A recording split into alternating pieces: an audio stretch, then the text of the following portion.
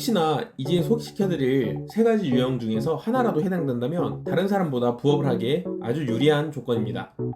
특히 세 가지 모두 해당된다면 이미 부업을 하고 있거나 본인 사업을 하고 있을 겁니다. 지금이라도 늦지 않았으니 다양한 부업에 도전해보세요.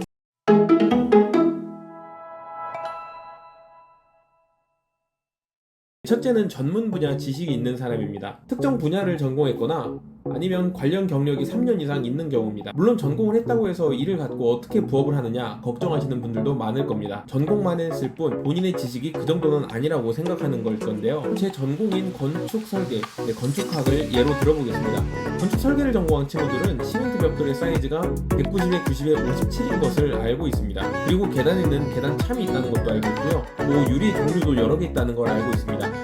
이 정도만 갖고도 만들 수 있는 콘텐츠가 아주 많습니다. 건축에 조금이라도 관심 있는 3040 타겟으로 유튜브 채널을 운영한다고 가정해 보겠습니다.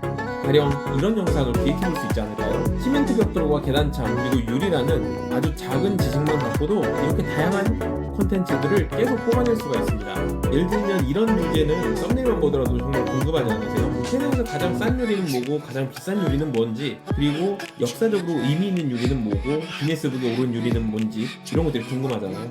아쿠아리움 유리도요, 보면은 두께가 기본 10cm고요 두꺼운 거는 1m가 넘는 것도 있다고 해요. 저도 이제 전공 분야에서 되게 높은 학점 받으면서 졸업한 것도 아니고 얼마 안 되는 전공 지식으로도 이렇게 다양하게 만들어낼 수 있다는 겁니다. 물론 이 콘텐츠에 대한 자세한 내용들은 건축 설계를 전공했다고 하더라도 100% 알기가 어렵습니다. 논문이나 서적, 웹 검색을 통해서 자료를 수집하고 크로스 체킹을 해서 콘텐츠를 만들어가면 됩니다. 이렇게 특정 분야를 전공했거나 관련 경력이 있는 사람들은 그와 관련된 콘텐츠를 기획하거나 만들기가 그렇지 않은 사람보다 훨씬 수월합니다. 네, 둘째, 생산적인 걸 좋아하는 사람입니다. 결과물이 명확한 생산 활동이 있습니다. 글쓰기, 말하기, 정리하기, 그리기, 사진 찍기 등 이런 활동에서는 다양한 결과물이 만들어집니다.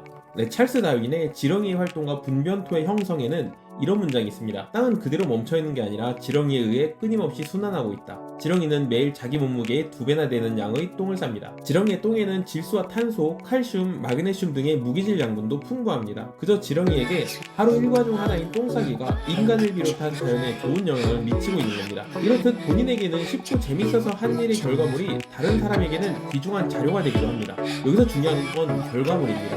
만약에 결과물이 없다면 단순히 본인의 오락거리에 불과합니다. 예를 들어 말하기를 좋아하는 사람이 지리산 숲속에 혼자 들어가서 중얼대는 혼잣말은 결과물이 없습니다.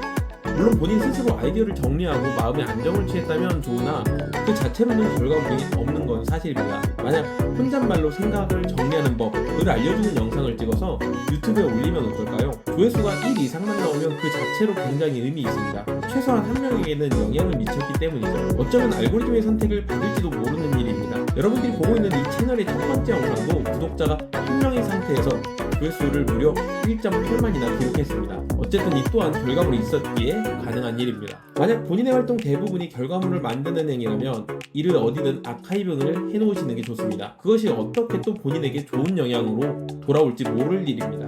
네, 그리고 세 번째, 컴퓨터와 친한 사람입니다. 인텔과 라이젠 CPU의 차이에 대해서 명확히 말할 정도로 컴퓨터와 친할 필요는 없습니다. 컴퓨터를 이용해서 업무 효율을 약간이라도 높일 수 있는 정도면 됩니다. 그 중에서도 엑셀이나 구글 시트만 잘 쓰셔도 업무 시간의 상당 부분을 줄일 수 있습니다. 이번 달 가계 지출을 손으로 작성하는 경우랑 엑셀로 작성하는 경우를 예로 들어보겠습니다. 데이터를 입력하는 시간에는 크게 차이가 없습니다. 하지만 주별 평균, 합계를 계산해내거나 이달의 상위 지출 10% 항목을 선정하는 작업은 엑셀이 훨씬 빠릅니다. 물론 구글 시트로 가계부를 작성했다면 여러 PC나 스마트폰을 오가면서 데이터 입력도 가능했을 겁니다. 이렇게 얼마나 컴퓨터와 친하냐에 따라서 같은 시간이라도 할 수 있는 일의 양은 천차만별입니다.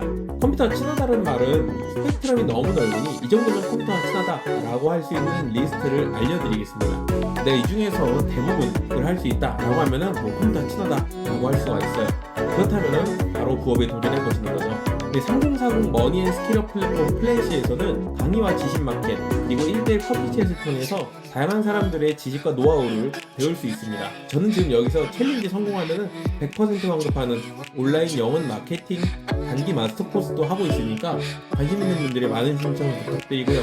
지식 마켓 크리에이터 또는 1대1 커피챗의 코치로 등록하고 싶으신 분들은 사이트 우측 상단에 있는 신청 페이지로 들어가서 신청해 주시면 감사하겠습니다.